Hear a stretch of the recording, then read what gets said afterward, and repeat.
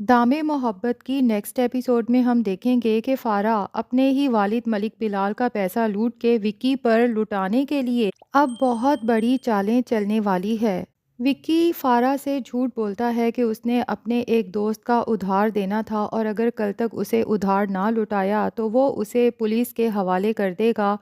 اور فارا وکی سے کہتی ہے کہ تم بے فکر ہو جاؤ، کل ہی میں تمہیں پیسوں کا انتظام کر دوں گی۔ اب اسے اتنا تو پتہ ہے کہ اس کے باپ نے سارا پیسہ گھر میں ہی اپنی الماری میں رکھا ہوا ہے، لیکن ابھی تک یہ نہیں پتا کہ وہ کتنا پیسہ ہے۔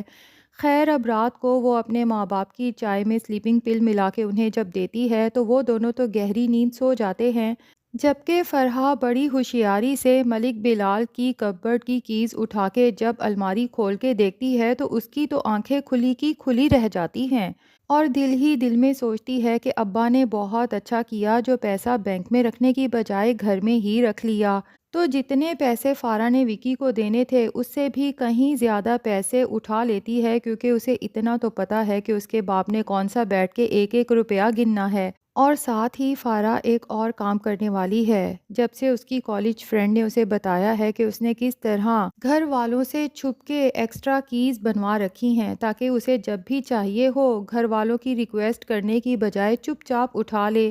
تو فارا کو بھی یہ آئیڈیا بہت پسند آتا ہے، تبھی وہ ملک بلال کی الماری کی ایکسٹرا کیز بنوانے کا بندوبست بھی کر لیتی ہے تاکہ مستقبل میں جب بھی اسے پیسے چاہیے ہوں اپنے باپ کی منت سماجت کرنے کی بجائے بس چپ چاپ الماری کھولے اور پیسے اٹھا لے۔ لیکن وہ یہ نہیں جانتی کہ جس کے لیے وہ یہ سب کر رہی ہے دراصل وہ تو اسے آگے چل کے دھوکہ دینے والا ہے۔ اور مجھے تو یوں لگتا ہے جیسے ہما اور وکی کی یہ ملی بھگت ہو، کیونکہ ہما کو تو فارا کے گھر کے تمام حالات پتہ ہیں اور فارا یہ بھی بتاتی رہتی ہے کہ کس طرح اس کے باپ نے کس کس کو لوٹ کے پیسہ جمع کیا ہوا ہے۔ اب ہما جانتی ہے کہ اگر میں ڈائریکٹ فرحہ سے پیسے مانگوں گی تو وہ کبھی نہیں دے گی، اسی لیے فارا نے وکی کے ساتھ مل کے منصوبہ بنایا ہو اور وکی فارا کی کمزوریوں کا فائدہ اٹھا کے اسے شادی کی لالچ دے کے اس سے پیسہ لوٹتا رہے گا۔ فارا یہ سمجھتی رہے گی کہ شاید وہ ہما کو دھوکہ دے رہی ہے، اس کا بوائے فرینڈ اس سے چھین چکی ہے اور بہت جلد اس سے شادی کرنے والی ہے، لیکن جب وکی فارا سے اچھا خاصا پیسہ لوٹ لے گا جس کے بعد ظاہر ہے کہ فارا وکی کو فورس کرنے لگے گی کہ اب اسے فارا کے پیرنٹ سے مل کے شادی کی بات کرنی چاہیے، اور وکی کو جب آئیڈیا ہو جائے گا کہ اب فارا جان چھوڑنے والی نہیں، تب جا کے وہ اپنی اصلیت دکھائے گا، اور ہو سکتا ہے کہ ایٹ دا اینڈ وکی اور ہما شادی کریں اور فارا کو پتہ چل جائے کہ یہ سب ان دونوں کی ملی بھگت تھی۔ یوں تو دیکھا جائے تو فارا پر افسوس ہو رہا ہے، لیکن جو کچھ ملک بلال ارباز اور شاہین بیگم کے ساتھ کر چکا ہے تو ملک بلال کے ساتھ یہی ہونا چاہیے۔ بہرحال نیکسٹ ایپیسوڈ کے ٹیزر میں جیسا کہ ہم نے دیکھا کہ مراد حسین فارا کے ساتھ جھگڑا کر رہا ہے، تو لگتا یہی ہے کہ مراد فارا کو یا تو مہنگی مہنگی چیزیں خریدتے ہوئے دیکھ چکا ہے یا پھر وکی کو گفٹس وغیرہ دیتے ہوئے دیکھ چکا ہے،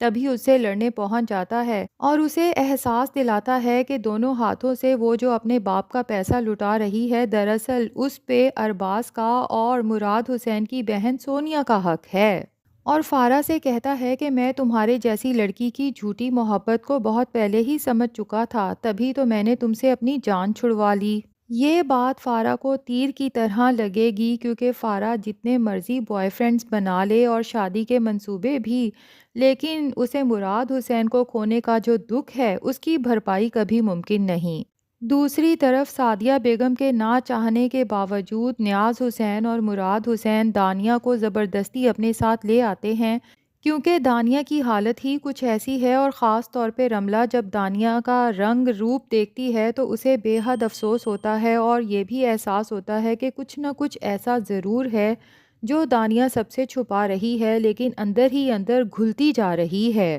رملہ ایک اچھی بھابھی ہونے کا فرض ادا کرتے ہوئے دانیہ سے رازدارانہ طریقے سے پوچھنے کی کوشش بھی کرتی ہے کہ دانیہ کچھ ایسا ہے تو تم مجھے بتا سکتی ہو تاکہ تمہاری بروقت مدد کی جا سکے،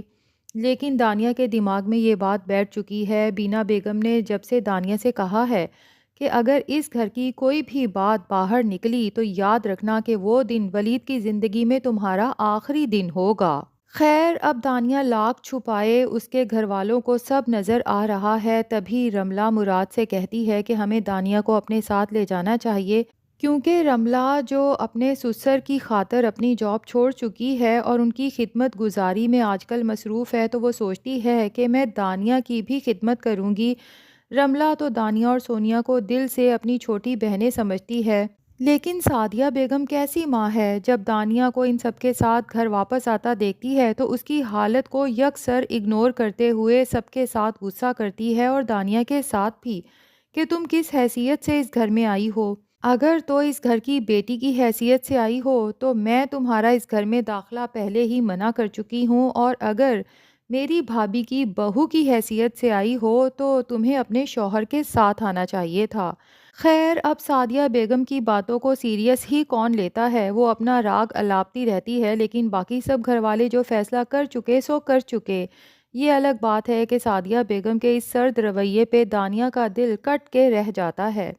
اب چونکہ کسی کو بھی نہیں پتا کہ دانیہ امید سے ہے، اور دانیہ کو چونکہ بار بار چکر بھی آتے ہیں اور کمزور بھی ہے، تو اگلے ہی دن جب سعدیہ بیگم راشدہ بیگم کے ساتھ بیٹھی گفتگو میں مصروف ہوں گی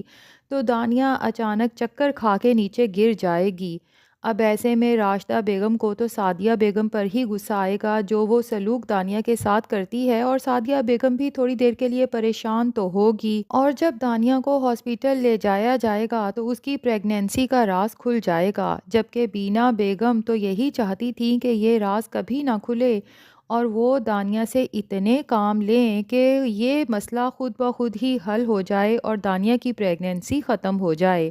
اب دیکھتے ہیں کہ دانیہ کی پریگنینسی کی خبر سن کے سعدیہ بیگم کا کیا رویہ ہوتا ہے، کیا وہ اپنی بیٹی کو گلے لگاتی ہے یا تانوں سے نوازتی ہے؟ البتہ اتنا ضرور ہے کہ اس خبر کے بعد دانیہ اور باقی سب گھر والے بھی بہت خوش ہوں گے، اور ولید کو بھی جب اس خوشخبری کا پتہ چلے گا تو ظاہر ہے وہ بھی خوش ہوگا، اور ہو سکتا ہے یہاں پر یہ بات بھی کھل جائے کہ بینا بیگم کو آلریڈی اس بات کا پتہ چل گیا تھا اور اس نے جانتے بوجھتے سب سے یہ بات چھپائی۔ ہاں یہ بھی ہو سکتا ہے کہ بینا بیگم اس سب کا الزام ہی دانیہ پر لگا دیں کہ اگر تم پریگننٹ تھی تو تم نے ہم سب کو بتایا کیوں نہیں، جبکہ دانیہ کے تو فرشتوں کو بھی خبر نہیں تھی۔ اب دیکھتے ہیں کہ ولید اس خبر کے بعد دانیہ کا کس طرح خیال رکھتا ہے اور کس طرح اپنی ماں کی سازشوں سے اسے بچاتا ہے۔ خیر ابھی تو دانیہ کی زندگی میں لگتا ہے بہت سے امتحان آنا باقی ہیں، جبکہ دوسری طرف بڑی بہن سونیا کی زندگی تو اب پہلے سے کافی زیادہ بہتر ہو چکی ہے، جیسا کہ لاسٹ ایپیسوڈ میں ہم نے دیکھا کہ اب کس طرح ان لوگوں کو کھانے کے آرڈرز پہ آرڈرز آ رہے ہیں،